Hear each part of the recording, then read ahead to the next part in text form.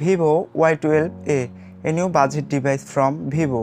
তো আজ আমরা জানবো Vivo Y12a ফোনটি সম্পর্কে বিস্তারিত, এবং আপনি যদি আমাদের চ্যানেলে নতুন হয়ে থাকেন তাহলে চ্যানেলটি সাবস্ক্রাইব করে ফেলুন এবং দেখে ফেলুন পুরো ভিডিওটি। তো চলুন আজকের ভিডিওটি শুরু করা যাক। আমাদের আজকের ফোনটি প্রোভাইড করেছে আবির ইলেকট্রনিক্স। তাদের সম্পর্কে সকল ইনফো থাকছে ভিডিও ডেসক্রিপশন বক্সে। আমরা প্রথমে কথা বলবো ফোনটির ডিজাইন এবং বিল্ড কোয়ালিটি নিয়ে। ফোনটি পুরোপুরি প্লাস্টিক বিল্ড এবং ব্যাকপার্টটি গ্লসি, এ কারণে এর উপর আপনার হাতের ছাপও পড়বে টুকিটাকি। ফোনটি হাতে নিয়েও বেশ গ্রিপি এবং এর ওজন 191 গ্রামের আশেপাশে। ফোনটি পাওয়া যায় দুইটি কালারে।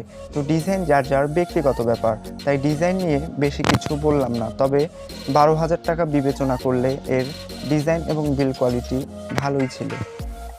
এবার কথা বলা যাক ফোনটির ডিসপ্লে নিয়ে। ফোনটির ডিসপ্লে হিসাবে থাকছে 6.51 ইঞ্চের একটি IPS ডিসপ্লে, যার রেজুলেশন HD+, মানে 720x1600 পিক্সেল, এবং এর PPI 217।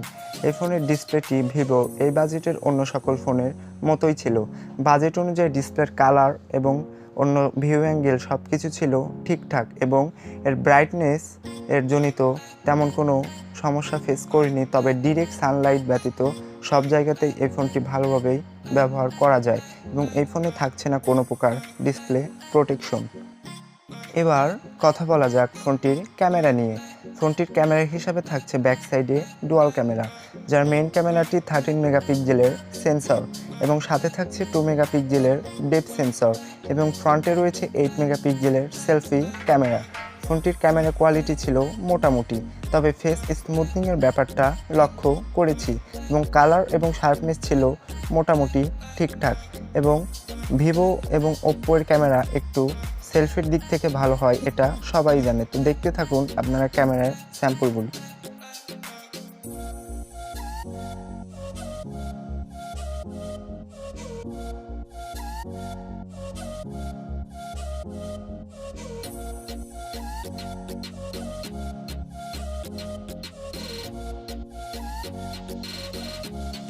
এবার কথা বলা যাক ফোনটার প্রসেসর নিয়ে।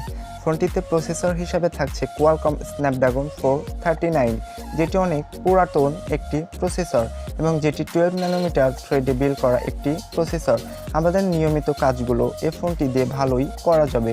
তবে আপনি যদি একজন গেমার হয়ে থাকেন তাহলে এটি না কেনাই ভালো, কারণ এই দামে এর চেয়ে ভালো প্রসেসরের ফোন বাজারে পাওয়া যায়। ফোনটিতে র্যাম থাকছে 3GB এবং রোম থাকছে 32GB, এবং এটি রান করছে Funtouch OS 11 based on Android 10। ফোনটিতে ব্যাটারি হিসাবে থাকছে 5000 mAh এর ব্যাটারি, যা থেকে আপনারা ভালো ব্যাটারি ব্যাকআপ পাবেন, যেটি হেভি ইউজে 7 ঘন্টার মতো, এবং নর্মাল ইউজে যা একদিনের বেশি, এবং এটি চার্জ দিতে সময় লাগে প্রায় 3 ঘন্টা এর আশেপাশে।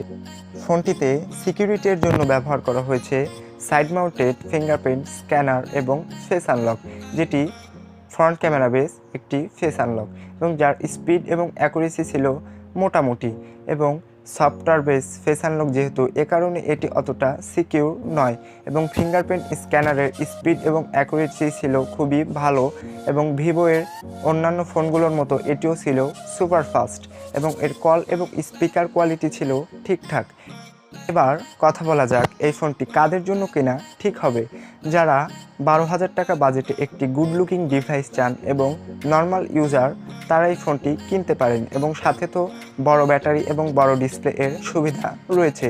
তবে আপনি যদি একজন গেমার হয়ে থাকেন বা হেভি গেমিং করেন, তাহলে এই ফোনটি আপনার জন্য না কেনাই ভালো, কেননা এই প্রাইস রেঞ্জে অন্য ব্র্যান্ডের আরও এর চেয়ে ভালো প্রসেসরওয়ালা ফোন বাজারে পাওয়া যায়।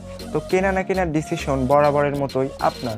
ভিডিও ভালো লাগলে লাইক করুন, বন্ধুদের সাথে শেয়ার করুন, এবং আমাদের চ্যানেলে নতুন হয়ে থাকলে চ্যানেলটি সাবস্ক্রাইব করে আমাদের পরিবারের সদস্য হয়ে যান।